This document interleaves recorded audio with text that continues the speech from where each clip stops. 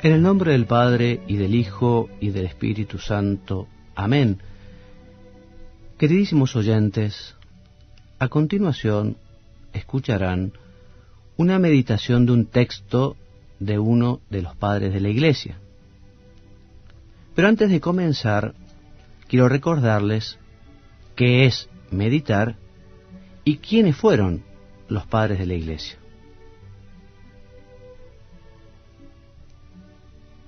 La meditación es una forma de oración, una manera de hablar con Dios.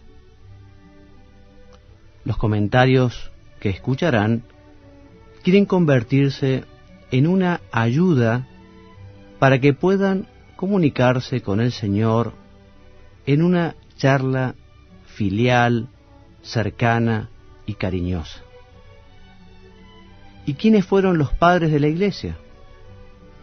Fueron pastores, obispos en su mayoría, que vivieron los primeros siglos de la Iglesia. Y ellos, en su predicación, en su enseñanza, en sus escritos, tuvieron que dar respuesta a cuestiones y dificultades morales y teológicas en ambientes muchas veces convulsionados por persecuciones, conflictos internos, por herejías y cismas. Y ustedes dirán, ¿y por qué puede ser conveniente meditar con textos de los padres de la Iglesia? Te voy a responder con la instrucción sobre los padres de la Iglesia en la formación sacerdotal, un documento de la Congregación para la Enseñanza Católica. Este documento nos dice que los padres de la Iglesia son testigos privilegiados de la tradición de la Iglesia. También que los padres fueron intérpretes de la Sagrada Escritura. Los padres tuvieron una ciencia teológica extraordinaria, fueron maestros de vida espiritual y apostólica. Y también los padres de la Iglesia fueron santos y sus escritos constituyen un verdadero tesoro para la Iglesia. Por estos motivos, comencemos nuestra meditación hoy con una oración introductoria que dice así: por la señal de la Santa Cruz de nuestros enemigos, líbranos, Señor Dios nuestro, en el nombre del Padre, y del Hijo, y del Espíritu Santo. Amén. Señor mío y Dios mío, creo firmemente que estás aquí, que me ves, que me oyes. Te adoro con profunda reverencia. Te pido perdón de mis pecados y gracia para hacer con fruto este rato de oración. Madre mía Inmaculada, San José, mi Padre y Señor, Ángel de mi guarda, interceded por mí. Queridos hermanos, vamos a hacer nuevamente este rato de oración acostumbrado con estos preciosos textos de los padres de la Iglesia, en esta oportunidad con un precioso trabajo de San Máximo el Confesor. San Máximo escribió El Consuelo de la Iglesia, hablando de la Virgen María, un texto que nos va a ayudar a acudir a nuestra Madre del Cielo para alcanzar de ella la gracia del consuelo, de la fortaleza. La gracia que la Virgen nos alcance nos ayudará a peregrinar en este tiempo hasta alcanzar la alegría infinita del cielo, donde nos espera ella, donde nos espera nuestro Señor.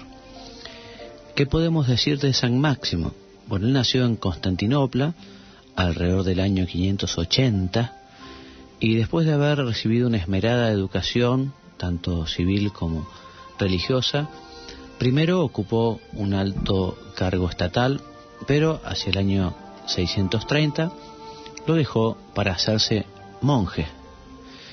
Fue un gran defensor de la ortodoxia y de las enseñanzas de nuestro Señor, y por eso combatió herejías como el monofisismo y luego más tarde el monotelismo, y participó en numerosos sínodos africanos y tomó parte activa en el concilio de Letrán del año 649. Allí fue condenado el monotelismo junto a los patriarcas que lo habían favorecido. Cuando el santo regresa a Constantinopla, fue arrestado por orden del emperador Constante II y fue torturado y desterrado. Murió el pobre en el exilio el día 13 de agosto del año 662. Les decía que San Máximo escribió numerosos escritos teológicos y se le atribuye esta vida de María, que fue recientemente descubierta en una traducción georgiana del siglo XVI. Su fecha habría sido escrita antes del año 626 y eso la convierte, a esta obra, convierte este documento en el más antiguo que narra la vida de la Virgen. Junto a los puntos fundamentales del dogma mariano, porque habla de su maternidad, de la santidad de la Virgen, de su asunción al cielo, también el santo destaca la profundísima unión de la Virgen con su Hijo y Dios en todos los momentos de su vida, y también después de la ascensión del Señor a los cielos. Los párrafos que vamos a leer a continuación muestran el amor de la Virgen por los apóstoles, por los discípulos, por los primeros cristianos, y son un testimonio muy impresionante de la profunda devoción de los cristianos por la Madre de Dios, por nuestra Madre, la Virgen María. Y así dice el texto que les leeré. Después de ver al Hijo resucitar del sepulcro y subir al cielo, con aquella naturaleza humana que había tomado de ella, después de toda la gloria, ¿no le fue ahorrada aquí abajo una vida de pruebas y fatigas? ¿No estuvo privada de ansiedades y preocupaciones? Como si entonces comenzara su vida pública y su desvelo. Y cuando los apóstoles se dispersaron por el mundo entero, la Santa Madre de Cristo, como reina de todos, vivía en el centro del mundo, en Jerusalén, en Sion, con el apóstol predilecto que le había sido dado como hijo por nuestro Señor Jesucristo. La Virgen no sólo animaba y enseñaba a los santos apóstoles y a los demás fieles a ser pacientes y a soportar las pruebas, sino que era solidaria con todos ellos en sus fatigas, les sostenía en la predicación, estaba en unión espiritual con los discípulos del Señor en sus privaciones y suplicios, en sus prisiones. Así como había tomado parte con el corazón traspasado en la pasión de Cristo, así sufría con ellos. Además, consolaba a estos dignos discípulos con sus acciones. Les confortaba con sus palabras, poniéndoles como modelo la pasión de su Hijo Rey. Les recordaba la recompensa y la corona del reino de los cielos, la bienaventuranza y las delicias por los siglos de los siglos. Cuando Herodes capturó a Pedro, el jefe de los apóstoles, teniéndolo encadenado hasta el alba, también ella estuvo espiritualmente prisionera con él. La santa y bendita Madre de Cristo participaba en sus cadenas, rezaba por él y mandaba a la Iglesia que rezase. Y antes, cuando los malos judíos lapidaron a Esteban, cuando Herodes hizo ajusticiar a Santiago, el hermano de Juan, las persecuciones, sufrimientos y suplicios traspasaron el corazón de la Santa Madre de Dios. En el dolor de su corazón y con las lágrimas de su llanto era martirizada con él. Tras la partida de Juan Evangelista, Santiago, el hijo de José, llamado también hermano del Señor, tomó a su cuidado a la Santa Madre. De este modo también el regreso de la Santa Madre de Dios a Jerusalén fue un bien. Era ella, en efecto, la seguridad, el puerto y el apoyo de los creyentes que allí vivían. Cualquier preocupación o dificultad de los cristianos era confiada a la Inmaculada, ya que habitaba en medio del rebelde pueblo de los judíos. Antes de los santos combates y de la muerte, desde todas partes los creyentes iban a verla, y ella les consolaba a todos y los fortificaba. Ella era la santa esperanza de los cristianos de entonces y de los que vendrían después. Hasta el fin del mundo será mediadora y fortaleza de los creyentes. Pero entonces su preocupación y su empeño eran más intensos para corregir, para consolidar la nueva ley del cristianismo, para que fuese glorificado el nombre de Cristo. Las persecuciones que descargaban sobre la Iglesia, la violación de los domicilios de los fieles, las ejecuciones capitales de numerosos cristianos, las prisiones y tribulaciones de todo tipo, las persecuciones, las fatigas y vejaciones de los apóstoles, expulsados de lugar en lugar, todo esto repercutía en ella, que sufría por todos y de todos se cuidaba con la palabra y con las obras. Era ella el modelo del bien y la mejor enseñanza en el lugar del Señor su Hijo y en vistas de Él. Era ella la intercesora y abogada de todos los creyentes. Suplicaba a su Hijo que derramase sobre todos su misericordia y su ayuda. Los santos apóstoles la habían escogido como guía y maestra. Le notificaban cualquier problema que se les presentase, y de ella recibían propuestas y consejos sobre lo que debían hacer, hasta el punto de que los que se encontraban próximos a Jerusalén iban a verla. De vez en cuando se acercaban a ella y le informaban de todo lo que habían hecho y de cómo habían predicado. Ella después hacía todo según sus orientaciones. Después de haber marchado a países lejanos, procuraban volver cada año a Jerusalén por Pascua para celebrar con la Santa Madre de Dios la fiesta de la resurrección de Cristo. Cada uno daba a conocer su predicación a los gentiles y las persecuciones que habían encontrado por parte de los judíos y de los paganos. Luego, reconfortados con su oración y con su doctrina, regresaban a su apostolado. Así se comportaban todos, de año en año, al menos que no se presentase algún grave impedimento, excepto Tomás. Él no podía acudir a causa de la enorme distancia y de la dificultad de venir desde la India. Todos los demás acudían cada año para visitar a la Santa Reina. Después, fortificados con su oración, volvían a anunciar la buena nueva. Hasta aquí entonces el texto de San Máximo Confesor, este texto titulado El consuelo de María, dentro de esta vida de María atribuida al santo. Son los números 95 a 99 de esta obra. Y realmente es precioso este texto en el que muestra el amor de la Virgen por sus hijos, el amor de la Virgen por esta iglesia joven, esta iglesia que está comenzando a caminar, que está comenzando a crecer.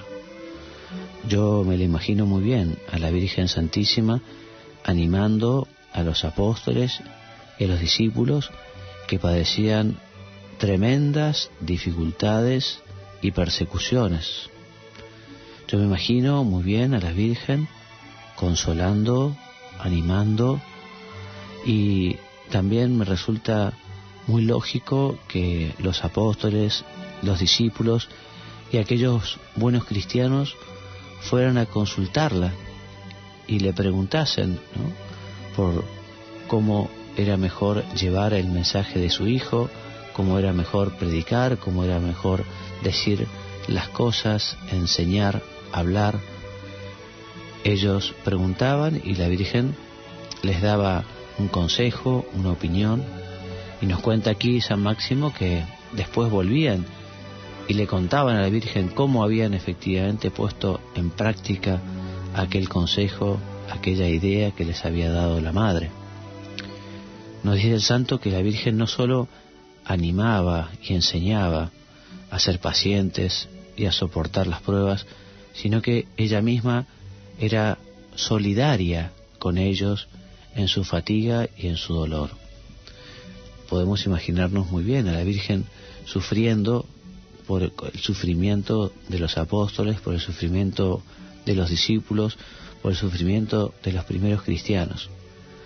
La Virgen que tenía y que tiene un corazón de madre enorme, que quiere a todos muchísimo, se entristecía viendo las injusticias que debían padecer aquellos primeros en su predicación, en su apostolado. Nos dice el santo que la Virgen sufría con ellos, pero sin embargo no dejaba de consolarlos, de confortarlos, de hablarles, como dice el santo, de la recompensa, de la corona, de la bienaventuranza eterna, de las delicias que alcanzarían en el cielo. Hoy, meditando este texto de San Máximo, podemos aprovechar nosotros para hacer nuevamente el propósito de acudir también nosotros a la Virgen, como lo hacían los apóstoles, como lo hicieron los discípulos y aquellos primeros cristianos. Seguramente más de uno tenga en el corazón preocupaciones, dolores, angustias, posiblemente más de uno esté padeciendo la enfermedad propia o la de algún ser querido muy cercano. Quizá alguno esté con tremendos problemas para poder mantener la familia y para poder llevar el sustento, el pan de cada día. Bueno, ¿y a quién sino a la Virgen para pedirle ayuda, para pedirle consejo, para pedirle fortaleza? ¿A quién sino a nuestra Madre para acercarnos y contarle nuestra preocupación, nuestro dolor, nuestra angustia? La Virgen sigue solidarizándose con cada uno de sus hijos. Ella sigue sufriendo por el sufrimiento de los hombres, de cada uno. La Virgen no es que esté en el cielo, en un lugar allí, alejada de la realidad, no es que ella esté en un reino celestial dedicada solo a la contemplación, digamos, de la majestad de Dios y desentendida de la iglesia militante, de la iglesia que está aquí en la tierra. No, ella asumió el compromiso de ser la madre de todos y lo vive con una gran responsabilidad, con un gran amor, con una gran delicadeza. La Virgen a veces no puede ayudar porque sus hijos no cuentan con ella, porque sus hijos no le piden, porque sus hijos no acuden, porque sus hijos no confían, porque le falta fe. Qué lástima que muchas veces la Virgen esté totalmente decidida, dispuesta a ayudar, a conseguir las gracias que uno necesita, pero a veces uno no las pide. Se cree más o menos autosuficiente, o quizá se olvida de que efectivamente tiene a una madre como la Virgen que lo puede ayudar. Y muchas personas hacen esfuerzos denodados, olvidándose de este regalo enorme que nos dejó Jesucristo cuando le pidió a su madre que fuera madre nuestra también. Por eso hagamos un gran apostolado también de la Virgen, en el sentido de que si se nos acercan personas que tienen problemas, preocupaciones, angustias de todo tipo, económicos, familiares, personales, animarlos y llevarlos a la Virgen, decirle que acudan a su petición, animarlos a que le recen, más aún, muchas veces podrá ser muy conveniente rezar juntos, y quizá en el mismo momento que nos vienen a contar tal preocupación, tal angustia, tal problema, dice, mira, ¿qué te parece si no le pedimos ahora a la Virgen, que es nuestra mamá del cielo, que nos ayude? ¿Qué te parece si nos rezamos una Ave María, o rezamos una salve, o rezamos la oración del acordaos, o rezamos alguna oración que a vos te guste, o le pedimos con nuestras palabras y decimos, Madre nuestra, te pedimos por este problema, por esta dificultad, por esta preocupación? La Virgen no va a estar indiferente, está muy cerquita y se ocupa.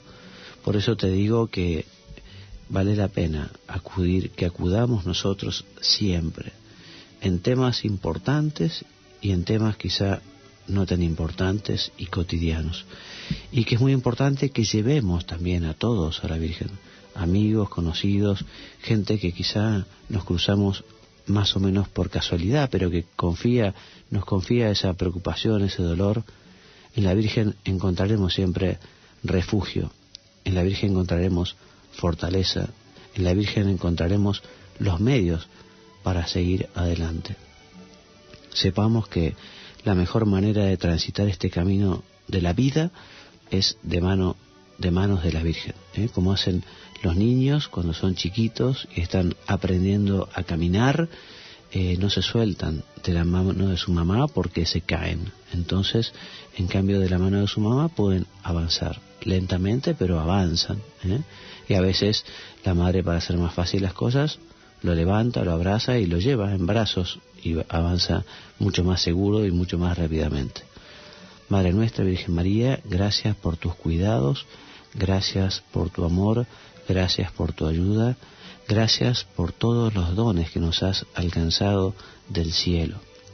Te pedimos perdón porque a veces no somos lo suficientemente buenos hijos para agradecerte, para contar con vos. A veces no somos lo suficientemente inteligentes para darnos cuenta de lo mucho que nos puedes ayudar. Jesús nuestro, te pedimos que nos ayudes a ser agradecidos con tu Madre. Te pedimos que nos ayudes a acudir siempre a su ayuda, que nunca resolvamos los problemas solos, que nunca dejemos de contar con la ayuda de tu Madre. Te lo pedimos, Señor, y finalizamos este rato de oración con la oración acostumbrada. Te doy gracias, Dios mío, por los buenos propósitos, afectos e inspiraciones que me has comunicado en esta meditación. Te pido ayuda para ponerlos por obra. Madre mía Inmaculada, San José, mi Padre y Señor, Ángel de mi guarda, interceded por mí.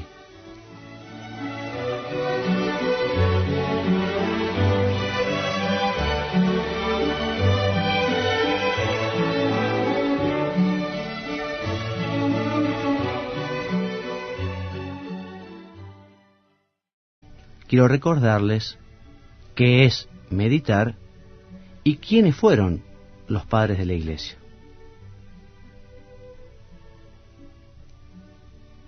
La meditación es una forma de oración, una manera de hablar con Dios. Los comentarios que escucharán quieren convertirse en una ayuda para que puedan comunicarse con el Señor en una charla filial,